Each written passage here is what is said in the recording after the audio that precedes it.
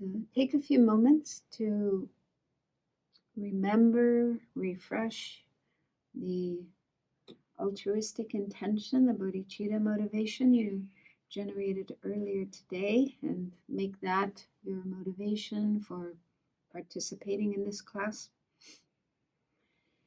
So we're now looking at the second of the four schools of philosophy, the Tenet systems, and it's called the Sautrantika or Sutra school. It's Hinayana school.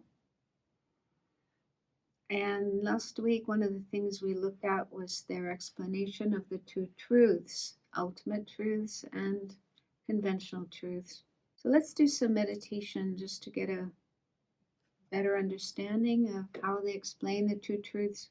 So they say that an ultimate truth is a phenomenon that can perform a function ultimately. And all impermanent things are ultimate truths. They can all perform functions ultimately. So let's just take an example. A table. We have lots of tables here in this room right in front of us. So a table is an impermanent phenomena, and it's an ultimate truth according to this school. It can perform functions. One function is that it provides a place where we can put our books, our computer, a cup of tea, and so on.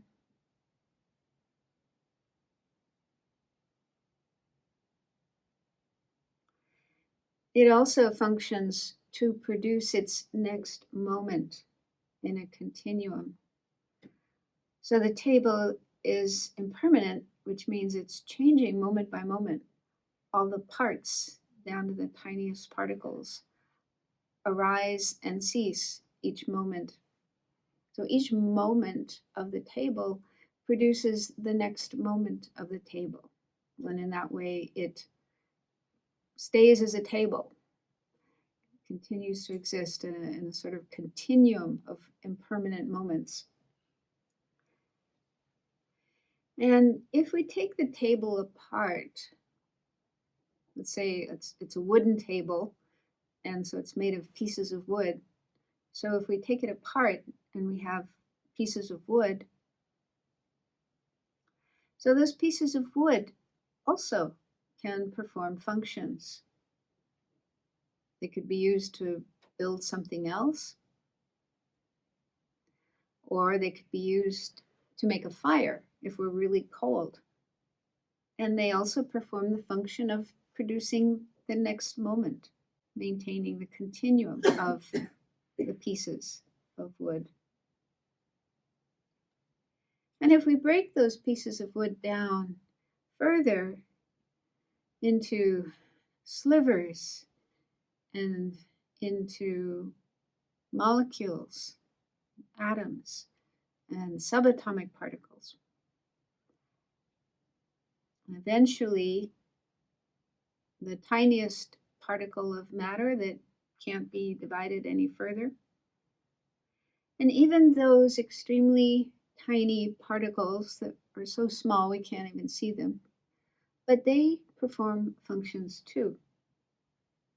They perform the function of producing the next moment of each.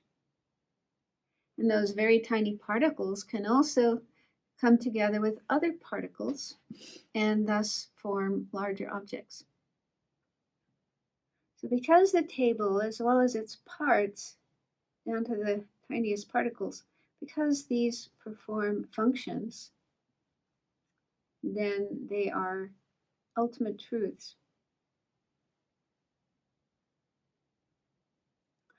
Mind is also an ultimate truth. It's an impermanent phenomena, changing moment by moment. Each moment of mind giving rise to the next moment of mind. So mind too is an ultimate truth. It performs functions. For example, we can use our mind to learn the Dharma and practice the Dharma. create the causes for good rebirths, liberation, enlightenment. We can also use our mind to plan projects and carry them out. So according to this school, the Sutra school, all impermanent phenomena, material things, physical things, and minds, and also abstract composites like persons and time and so on. All of these are ultimate truths. They perform functions, at the very least, the function of producing the next moment. And then conventional truths, according to this school, are permanent phenomena. Permanent phenomena do not change moment by moment. They are not able to produce any results. They cannot perform functions. So they are conventional truths. An example is non-compounded space, just the mere absence of obstructive contact. We heard earlier that the Vaibhashika school says that space performs a function. It allows for movement. But this school, Sautrantika school, and the other Buddhist schools don't agree with that. They say space itself doesn't perform a function, even though it allows movement and moving things from one place to another. But it's not the space itself that performs that function. So permanent phenomena are not able to perform functions. And also, according to this school, permanent phenomena can't appear to direct perception. We can't see them or hear them or know them with any of our senses, directly, nakedly. They can only be known by conception, by thought.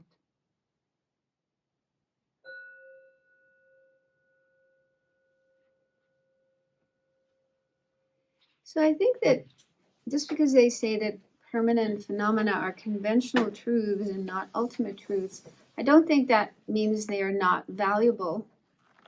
They're not important because, for example, selflessness is a permanent phenomena, and selflessness is a very important object that we need to know, to understand, to realize in order to free ourselves from suffering, from samsara. So that's a very important phenomenon. And also true cessations, the cessation of afflictions or a portion of affliction such that they will never arise again. So a true cessation is also a permanent phenomena. And that's a very important phenomenon. That's something we need to achieve to be able to get out of samsara. And nirvana is like the ultimate true cessation. That's when all the afflictions have been completely eliminated and will never arise again. And that's a permanent phenomenon. So I don't think they're devaluing permanent phenomena. It seems that the way they are dividing the two truths is more in terms of how they're known, what kind of mind is able to know conventional truths as opposed to ultimate truths. So ultimate truths are known by direct perception, whereas conventional truths are known only by conceptions. And that's what we're going to be looking at today, the way that this school explains minds and different divisions of minds. So we're up to point 5 in the outline, which is the mode of asserting object-possessors. And if you remember last time when we looked at the Vaibhashika school, an object-possessor can be a person as well as a mind, and also terms or names are also object-possessors. So, the first type of object-possessor mentioned here is the person.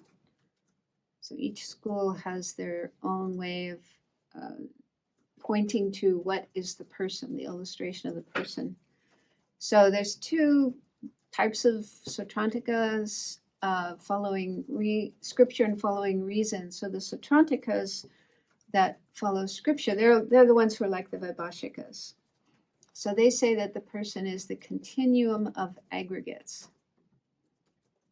I'm not completely sure what they mean by that. I'll try to look it up and give you an answer next time if I can find something.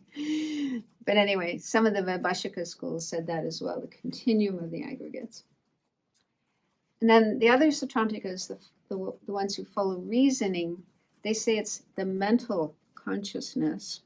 And Geshe Zopa in his commentary in Cutting Through Appearances say that it's not just any mental consciousness, but a subtle, neutral type of mental consciousness that exists continuously, even during sleep and also during meditative equipoise, deep meditation, and also from life to life. Okay, so some of our mental consciousnesses that we have during our life, like our thoughts and so on, that's I don't think what they mean by the person, but a subtle, continuously flowing type of mental consciousness is the person. And I think that the significance of pointing out what is the person is to account for karma, because we say that a person creates an action, does an action, creates the karma, and then experiences the result. That's one of the characteristics of karma. You reap what you sow, as they say in the Bible. And this can go from life to life. So there has to be something that connects the person who does the action in the first place, creates the karma, and then experiences the result sometime in the future, which could be many lifetimes or thousands of years, millions of years. So to account for that connection between the creation of an action and the experiencing of the result, then you have to point to something as the person. Okay, so then the main type of object possessor is mind or consciousness. And in Tibetan, and I suppose in Sanskrit as well, there's many different terms for mind, and some of them are synonymous, and some of them just refer to one type of mind, but not another type of mind. It's quite a complex topic. But mind and consciousness are usually synonymous, interchangeable. So the definition of mind, and this I think is agreed on by all the schools. So much of what Sautrantika, the Sutra school, says is accepted by the other schools, at least higher schools like the Mahayana schools. And so that's why in the monasteries they study a lot of texts based on the Sautrantika explanation of things. So the definition of mind is that which is clear and knowing. And the word clear can have different meanings. One meaning, like in Geshe Rapton's book on mind and mental factors, he says it just means it's not material, it's not physical, not made of atoms, particles. It doesn't have color or shape, form, or material dimension. So it doesn't have any of the physical properties that physical things have. So that's one meaning of clear. Another meaning from Alex Berzin, the term for clear is cell, and it also has the sense of giving rise to. So how that applies to mind is mind always gives rise to something, its object, and is clear about it, or makes it clear. And mind is also said to be somewhat like a mirror in that it takes on an aspect or a reflection of whatever object it's apprehending. So when we look at a flower, I don't completely understand how this works, but they say the mind will take on an aspect of the flower.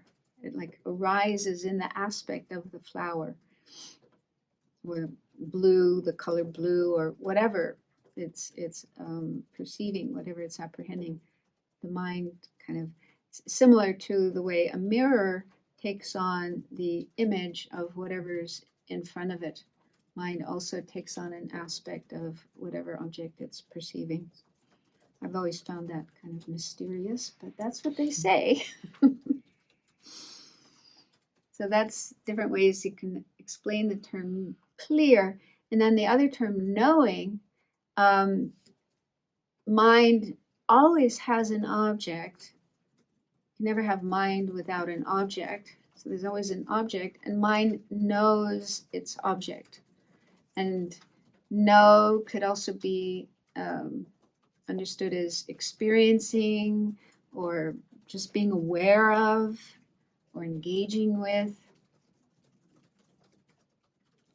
But know, because the word know in English usually has the connotation of understanding. And Alex Berzin points out that mind doesn't have to understand its object. The word know doesn't mean the mind always understands its object, because, you know, we sometimes see something that we've never seen before. We don't know what it is, but we still see it. There's still some kind of knowing or awareness of that object, even if, you know, it's like we don't know what it is. A flying saucer, a UFO, a new kind of bird we've never seen before, or whatever. So knowing here simply means awareness. You know, it's aware of the object. And also, mind doesn't even have to be fully conscious, because there's mind when we're asleep. You know, in English we say the person is unconscious. But according to Buddhism, no, that's not completely true, because there is consciousness there, even when a person is asleep or in a coma, you know, under, what do they call it, anesthesia. Mind is still there, experiencing something. Yeah, so it isn't necessary for mind to always be fully conscious or awake. So mind, according to Buddhism, is constantly there, day and night, 24/7, every minute, every second. It never stops, it never ceases. It's always there, always experiencing something. And it can even experience multiple things at the same time. Yeah. So it's an amazing thing. Okay, so then one way of dividing mind. There's different ways of dividing mind, but here there's a twofold division into valid cognizers and non-valid cognizers. And cognizer is another term for mind, so don't get thrown by all these different terms. Just, you can think valid minds and non-valid minds if you want. They're just different kinds of minds, different kinds of awarenesses. And before we carry on and look at those two divisions, I just want to explain a few other terms that come up a lot, and maybe some of you haven't encountered them before. So perception and conception. So these are two ways that mind works, two different kinds of minds in terms of how they know objects. So a perception, although it's literally, the Tibetan term is a non-conceptual mind, but that's kind of long, so it's nice to just say perception. So a perception, or a non-conceptual mind, engages with its object directly rather than through the medium of a mental image, as does a conception. So that'll get more clear when we look at conception. So examples of perceptions or non-conceptual minds are all our five senses: seeing, hearing, smelling, tasting, tactile body consciousness.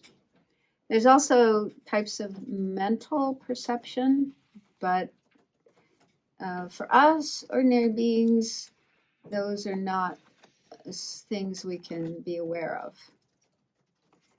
Like, for example, they say that when we see an object,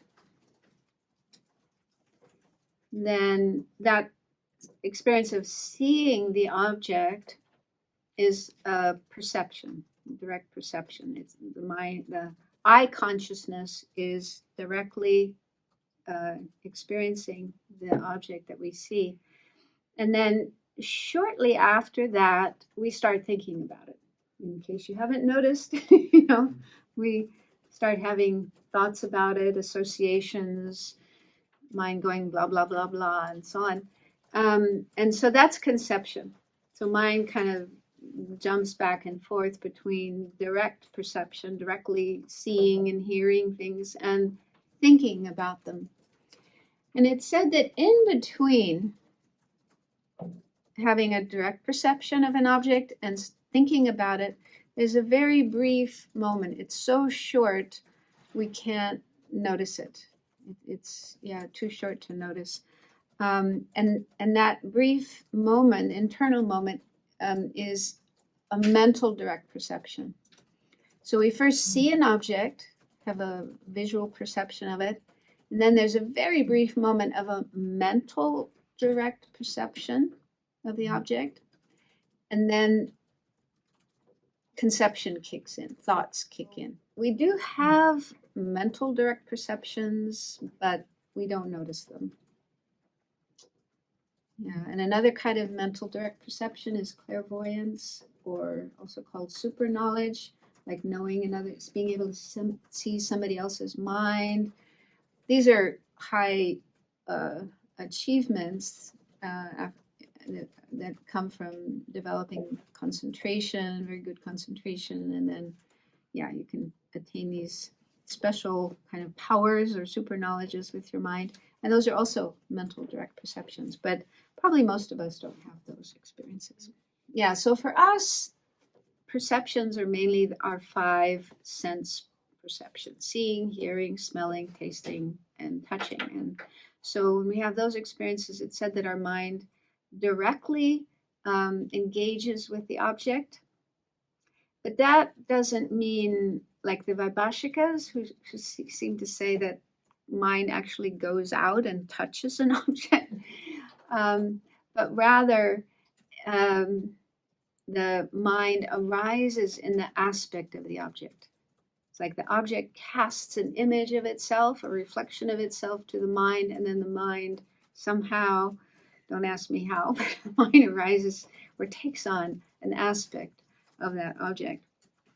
So that's how all the non-Vaibhashika schools explain how the mind knows objects. So Sautrantika on up to Prasangika, they'll say that mind arises in an aspect of the object. And the object of perception is always impermanent phenomena. So as I mentioned during the meditation, permanent phenomena can't appear to direct perception. Only impermanent phenomena can appear to direct perception. Then the second type of mind is conception. And conception, or could also be called thought, does not experience its object directly, but via a mental image, or what is Venerable use? Conceptual appearance. Other translations are generic image or meaning generality. The Tibetan term is so simple, chijun, and then all these different ways of translating it. Or is it dunchi? Dunchi, sorry. So there's this image. I like mental image. It's just kind of simple. An image of the object appearing, like when we think, like I said last week, if you think about your mother, then she may be far away or already gone to the next life, but we can still think of her, and there's an image appearing to our mind, an image of our mother. That's the meaning of a mental image. And this mental image is called the appearing object. The next slide, we're going to look at different kinds of objects to mind. But one type is an appearing object. That's what actually appears to the mind. And a conception is unable to distinguish between the actual object and the mental image of it. So when we think of a person or an object, this image of the object appears, and the mind actually thinks that image is the actual object, is unable to distinguish between the image and the actual object. And so conceptions are said to be always mistaken. There's this mistaken element because they mistake the image of the object for the actual object. So there's that element of mistake. But that doesn't mean that they're necessarily completely wrong.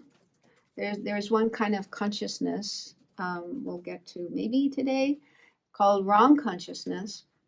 And that's when the mind is mistaken to its engaged object. This will get more clear when we look at the next slide. But conceptions are always mistaken, but they're not always wrong. There's different terms in Tibetan, which can be a little confusing. They sound similar, like in English, mistaken and wrong have the same meaning, but in Tibetan there are two different words and they do have different meanings. So if we look at the next slide, that might become more clear. So there are different kinds of objects of a mind, and I just put two here, but there are also other objects that they talk about sometimes, but these are the main ones. So one type of object is called the engaged object. That's the column in the middle. And the engaged object is the actual object the mind is dealing with. So I give the example of yellow, okay, the color yellow. So we can look at yellow, we can also think about yellow, visualize yellow. So we can engage with the color yellow. And then the appearing object, the last column. So the appearing object is the object that appears to the mind. Okay? And in the case of perceptions, the engaged object and the appearing object are the same. So the first example of a mind is an eye consciousness perceiving yellow. So when we're looking at yellow, then yellow is both the engaged object, what the mind is engaging with, and it's also the appearing object. Okay, so they're the same. But in the case of conception, like if you close your eyes and think of yellow, visualize yellow, imagine yellow, yellow is still the engaged object. Your mind is engaging with yellow, but the appearing object, when you're just thinking about it or visualizing it, it's a mental image or a conceptual appearance of yellow. Okay. Not actual yellow, it's just an image of yellow. And the conceptual mind can't tell the difference, is unable to differentiate yellow, the actual object, and the mental image of yellow. And so in that way, it's said to be mistaken. So all conceptual consciousnesses are mistaken in that way. But they're not all wrong, but some are. Mm-hmm. So as an example of a wrong consciousness, a conceptual consciousness, the last one is a conceptual consciousness thinking that yellow is permanent. Okay, so if somebody has that idea that, I guess we all do in a way, we all see things as impermanent, we see impermanent things as permanent. But if you really believed in that, if you really grasped at yellow as permanent, okay, so you have that concept, then the engaged object is yellow, And the appearing object in this case would be a mental image of permanent yellow. Okay, so you have this image of yellow as being permanent, unchanging. So that conceptual mind is mistaken and wrong. Okay, all conceptual minds are mistaken, but this one is also wrong. It's completely perverse, completely, wrong. Wrong consciousnesses are one type of non-valid mind when we get to the list of the non-valid minds. There's also wrong perceptions. Like if you, like the classic example of rabbit horns, somebody sees a rabbit in the distance with the ears sticking up, and they see, apparently it's not just a conceptual thought that rabbit has horns, but to their mind it also appears like horns. So seeing rabbit horns would be a perception that is wrong, a wrong perception. That's kind of a strange one, probably a more one that we might have experienced is a mirage. When you see on the surface of a desert or on a highway, on asphalt, it looks like water. There's this kind of shimmering appearance that's just caused by the sun and the heat and the hot surface, but it really looks like water. You look at that and you could swear it's water. Have you ever had that experience? Okay, so that's a wrong perception. There's no water there, but there's this appearance caused by the conditions, and it appears like water. So the engaged object in that would be the surface of the mirage. I mean, a mirage is an engaged object. Yeah, it is an appearance. It is something that appears, and the appearing object, I think, would be water. So the engaged object is the mirage, and the appearing object is water. Any questions so far? Would the mirage be mistaken and wrong? Okay, so in the case of perceptions, if a perception is wrong, it's also mistaken. There's a pervasion there. If it's a wrong perception, it's also a mistaken perception. If it's a mistaken perception, it's a wrong perception. So that's the case for perceptions. But in conceptions, it could be mistaken but not wrong. But if it's wrong, it's also mistaken. Okay. So this is just kind of background information, and because some of these terms come up as we start looking at the different kinds of valid minds and non-valid minds. So the next slide, we go into the valid cognizers or valid minds. This is a very important topic because our goal in our practice is, well, one of our goals is to develop a direct realization of emptiness. This is a very important realization that we need to have. And it's a valid mind. You know, direct realization of emptiness is a valid mind. And so it's important to know what is a valid mind, and that's something we have to achieve one of these days. So the definition of a valid mind, a valid cognizer, is a new incontrovertible cognizer. So new means it's the first moment of an experience that will probably be followed by several moments. Okay, so when we look at an object, we need several moments of continuous perception of that object to be able to really grasp it, to be able to really apprehend it. And only the very first moment in that series of moments of perceiving the object is valid. Although there's discussion about this. Prasangika doesn't agree, but anyway, this school says only the first moment is valid, and then the subsequent moments, the later moments, is another kind of mind. So valid, yeah, because the reason they give is that the first moment of perceiving or understanding an object does so by its own power.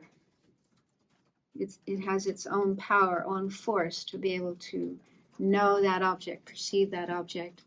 And then the second moment, third moment, fourth moment, and so on, do not engage with the object under their own power, but they're pulled by that first moment, similar to the train. I like the analogy of a train. The first, well, I don't know if you call it a car, but the locomotive or the engine, the first one, that's the one with the power. And then there's many cars after that, passenger cars or freight cars or whatever. They don't have any power to move by themselves, right? They are pulled because they are attached to the engine. So it's only that first car, the engine, that has the power to move, and the other cars move by the force of it. So in a similar way, the first moment of an experience of an object does so by its own power, and the others are pulled along. So that's why they emphasize the newness. And then the second term, incontrovertible, means it's infallible. It knows its object correctly, and it is also able to bring about an experience of certainty. You feel certain that you saw that object or experienced that object. And also, it also has the meaning of being able to eliminate misconceptions about it. Like sometimes we might see an object and we're not quite sure about what we saw. So we're left with this uncertainty, this doubt. Did I see this or did I see that? Was it this or was it that? So that would not be a valid mind. So a valid mind is sure. It sees the object, perceives the object, knows the object with certainty, and is able to eliminate misconceptions. Like, I know it was this and not something else. That's the meaning of incontrovertible. So, for example, the first moment of seeing a red tulip. We have red tulips in the garden right now. So that the first moment of seeing that red tulip, and you see it correctly, the color and the type of flower, and afterwards you're 100% sure that you did see a red tulip and not a yellow one and not a some other kind of flower. Okay, so you're really 100% sure of what it was you saw. So we actually have valid cognizers all the time. Perceptions with our five senses. We see things in a correct way, and we are sure about what we see or hear or smell or taste or whatever. And so afterwards we feel this certainty about it, and we're not left with doubt. So a valid cognizer could be, well, that's the next point. There are two types of valid cognizers. One is valid direct perceivers, and the second is valid inferential cognizers. So inferential cognizers are conceptual minds. So I think we can have those as well. We'll look at those later, but first we'll look at valid direct perceivers. First is a definition under valid direct perceivers. The first bullet point says a direct perceiver is a cognizer that is non-mistaken and free of conceptuality. So that's the definition of just a direct perceiver, not a valid direct perceiver. A direct perceiver is a mind that is non-mistaken and free of conceptuality. I mean, that's true for all perceptions. They're all free of conceptuality, but it has to be non-mistaken. So if we have mistaken perceptions, like seeing a mirage as water, that would not be a direct perceiver. So direct perceivers are always non-mistaken. If it's a mistaken one, it's a wrong consciousness, not a direct perceiver. Okay, so that's direct perceivers. And then valid direct perceivers. So that has the additional term valid direct perceivers, because not all direct perceivers are valid direct perceivers. So a valid direct perceiver is a new, incontrovertible cognizer that is free from conceptuality. So, for example, the example I just gave of seeing the red tulip in the garden. So you might stand there looking at it, gazing at it for several moments, just admiring its beauty and feeling happy. So there's several moments of that perception. And those would be direct perceptions as long as you are not mistaken. You know it's a red tulip and not something else. But only the first moment, the initial moment of the perception of seeing the red tulip, only that one is valid. And the second moment, third moment, fourth moment, however many moments are following that, those are no longer valid because they're not new. So according to this school, only that first moment is valid direct perceiver. So there are 4 types of direct perceivers, valid direct perceivers. And in the text, it goes into definitions of all of these. I'm not going to worry so much about the definition. I'm just going to explain them in hopefully simple English. So the first is self-cognizers. Sometimes they're called self-knowers. And this is a controversial topic among the different Buddhist schools. Some assert them, some do not. This school, Sautrantika, does, and also the Chittamatra does. The Bhashika doesn't, Prasangika doesn't. So, yeah, they have different views about it. Okay, so a self-cognizer is a mind. It's a direct perception, and its object is always another mind. For example, the example I gave of looking at the red tulip in the garden. So we have an eye consciousness, visual consciousness, seeing the red tulip, and simultaneous with that is another consciousness that's looking at the eye consciousness. It doesn't see the tulip, it doesn't see anything else, it only sees the eye consciousness seeing the tulip. And yeah, so that's the meaning of a self-cognizer or a self-knower. And they say that, yeah, every moment of mind we have has a self-cognizer looking at it. And they say those schools like Sautrantika who do assert self-cognizers, they say it's necessary to be able to remember that we had that experience. Yeah, so we have to, it's like a double check. we see the flower, yes, but how do we remember later that we had that visual consciousness seeing the flower? We had this self-cognizer aware of that visual consciousness. So they say if we didn't have the self-cognizer, we wouldn't be able to remember the experiences that we have.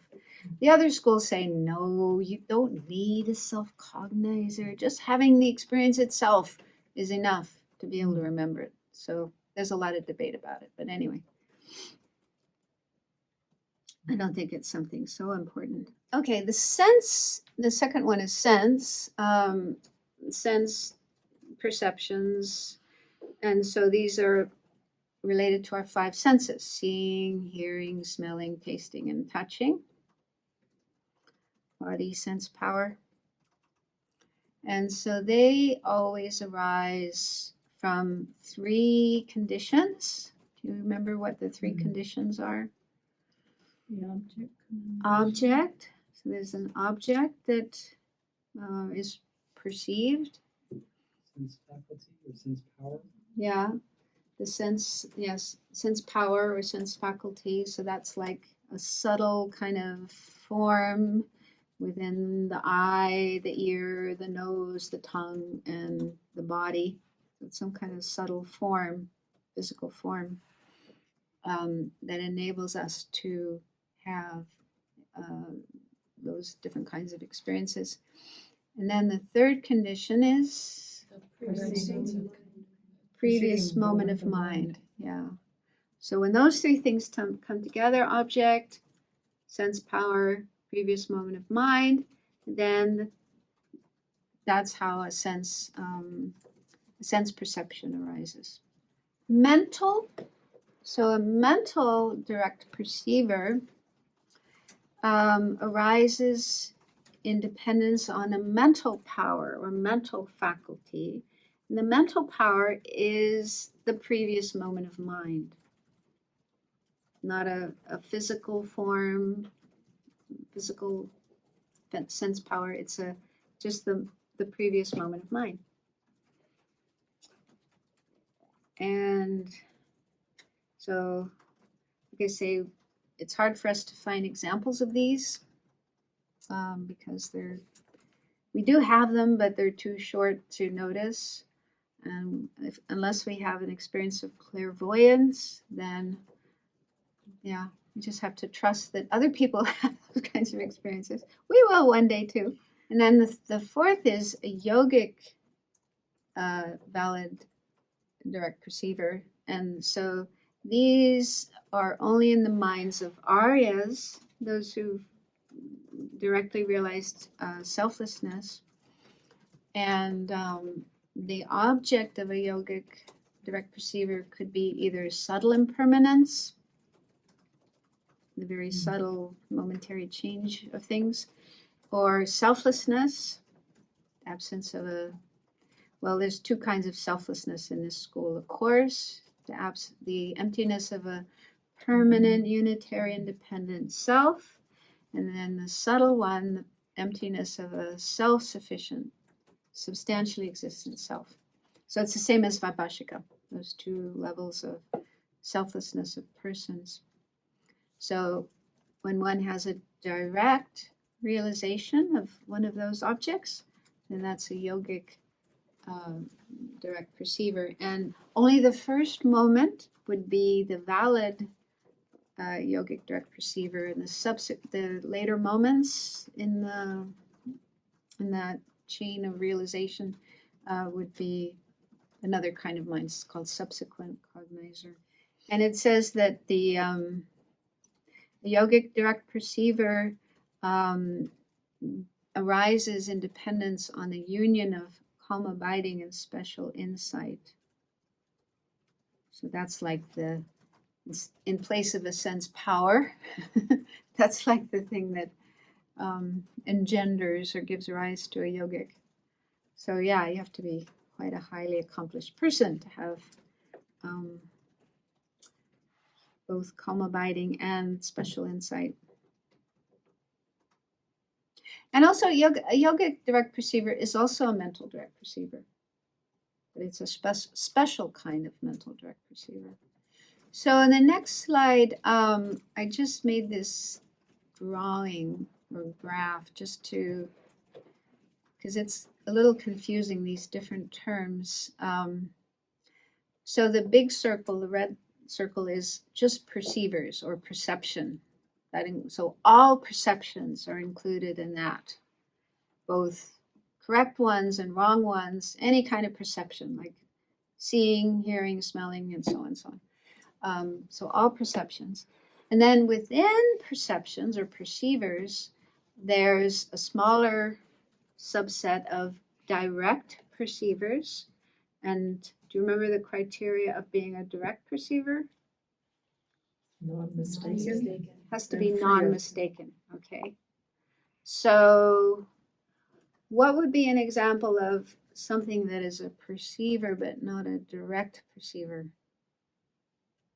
something that's in the red circle but not the green circle. Seeing the scarecrow and thinking it's a person. Yeah. Mistaking a scarecrow for a person. Mirage, seeing a mirage as water. What about like So- seeing a person but not being sure about which person it is? Well, as long as you know it's a person Okay. and not a tree,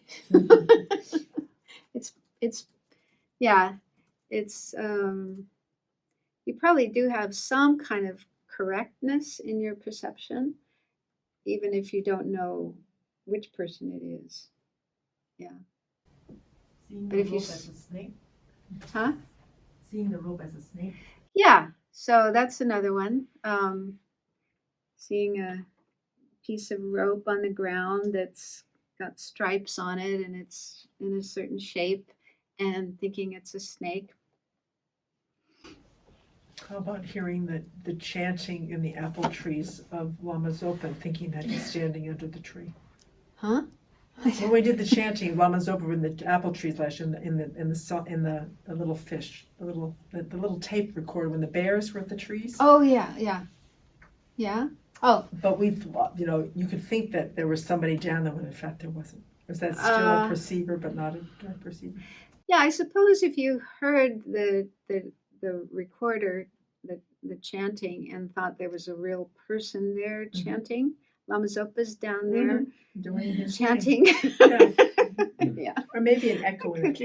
canyon. Maybe Yeah, an echo maybe is better. another example that's often given. If you talk or yell, and yeah, there's this echo coming back, and you think it's somebody else. You know, you don't realize it's your own voice, but you think, oh, there's somebody else over there yelling back at me. That would be a mistaken perception. A thought, Hmm? a concept. No, because here we're just talking about perceptions. These are just perceptions, not concepts. Direct perception? Well, again, there's the bigger category of perceivers or perceptions, and that includes all perceptions, both wrong and correct. And then the smaller circle of direct perceivers are by definition non-mistaken. So they can't be wrong, like thinking an echo is another person and so on. So all perceivers are necessarily non-conceptual. Yeah, all perceivers are non-conceptual. That's the term. The term in Tibetan for this is actually, oh no, it's not. Yes, there is one term that is non-conceptual minds. The term for perception or direct perceiver is actually ngunsum, which has nothing to do with mind. I don't know how they, anyway.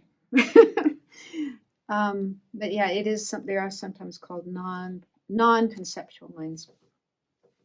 So then the smaller circle, the purple one, these are valid direct perceivers. So that's a smaller subset of perceivers that has to be the first moment, new initial first moment of a perception.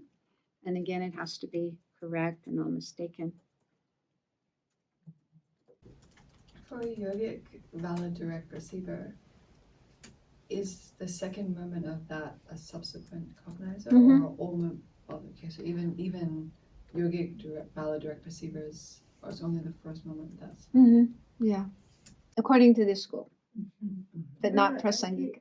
Isn't perceivers also direct perceivers? Sorry? Even perceivers, seeing the rope as a They are snake, perceivers, you but are not. a direct perceiver, but you are a deceptive mind. But is a direct perceiver. No, the term direct perceiver only refers to those that are non-mistaken. They have to be that was the definition. In the definition of a direct perceiver, it's a non-mistaken mind. So if a perceiver is mistaken, we have a wrong perception of something. It's a perception. It's in the big red circle, but it's not a direct perceiver. So the engaged object is a rope, but the impure object is a snake. The engaged object rope and appearing object snake. Yeah, I So you think so. smell cookies, but it's granola. That's the deceiver. It's just to perceive. The engaged object is granola, but appearing object is cookies, or the other way around, whatever. That's not too far off. Well, the ingredients are pretty much the same. It's just a different form, Combination. all spread out on it, right? Rather than What about like a faulty memory? So you're Sorry? so sure a faulty memory. So you're so sure you have this thought that something happened, but actually you're totally remembering wrong. It didn't happen. Well, memory is not perception. Memory is conception. But if you have a false memory, then it could be because you had a false perception to start with. You know, if you misperceived something, and then later on you think, I did see such and such, but actually it was wrong. So yeah, I think faulty memories. I mean, I suppose you may have had a correct perception to start with, but then over time, you know, you're thinking about it and you're distorting it, and then you end up with the wrong perception, with the wrong memory, even though the initial experience was correct. It's possible. But yeah, I think we do have wrong memories. But yeah, memories are conceptual minds rather than perceptions. Okay, let's see. Now we can go a little further. Okay, so now valid inferential cognizers. So this is the second type of valid mind. And the definition is a new and incontrovertible determinative cognizer that arises in dependence upon a correct sign, its basis. So the word determinative, it just means it's a conception. It's a thinking mind, a mind that thinks this is this, this is that. So they have this rather complicated term for it. So new and incontrovertible is as before. It's like the first moment, and it is correct and with certainty able to eliminate misconceptions. But it's conceptual rather than perception. And it arises in dependence on a correct sign. Another word for sign is reason. So there's a reason that gives rise to this kind of mind. And so I think some of you did the debate class, and you know about signs and the process of you know, using a sign in order to generate a realization. Like the classic example, sound is impermanent because it's a product. The product in that case is the sign or reason in dependence upon which you realize that sound is impermanent. Or to use an example from Prasangika, the I is empty of inherent existence because of being a dependent arising. Okay, so dependent arising is the sign or the reason used to realize the emptiness of the I being empty of inherent existence.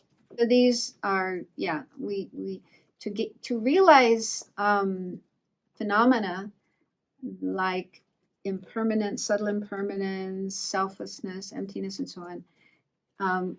We can't perceive these directly. These are not accessible to our direct perception. They're hidden phenomena. And so the only way we can get at them, know them, realize them, is by using a sign. And we do have similar experiences in our everyday life, like the classic example of seeing smoke and inferring there's a fire. So when we look at Ananda early in the morning on a cold day and we see smoke coming out of the chimney, we're outside, but we can infer that Venerable Sangye has started a fire in the furnace. There's a fire in the furnace. Now we can't see it directly at that moment, but we can infer it. I was thinking another example, if we're walking in the woods, especially in the winter, and we see footprints of animals, deer, moose, whatever. What else do we see? Cougar. Cougar? Rabbit.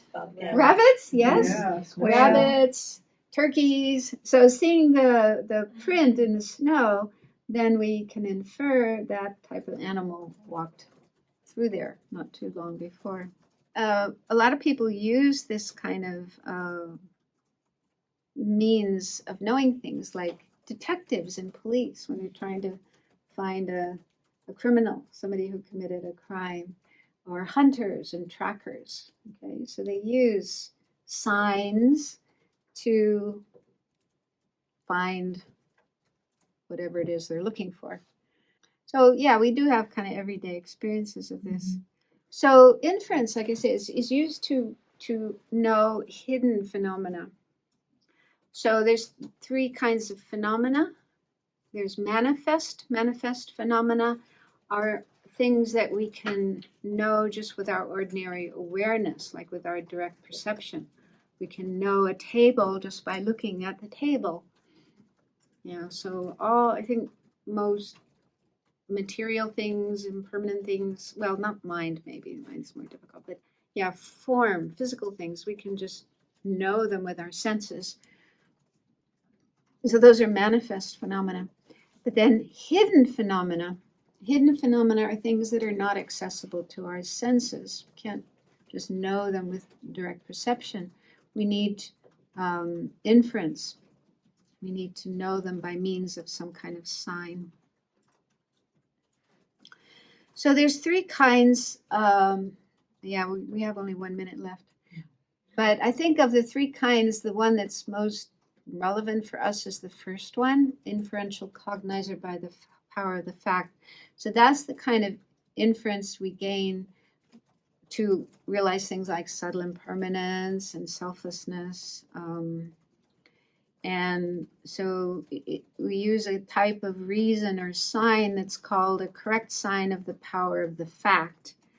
And it seems that we're establishing something that is a fact about the object, that abides in the object. So the example, classic example, sound is impermanent because it is a product. So product is something that's a fact about sound. It is produced. It's dependent on causes and conditions.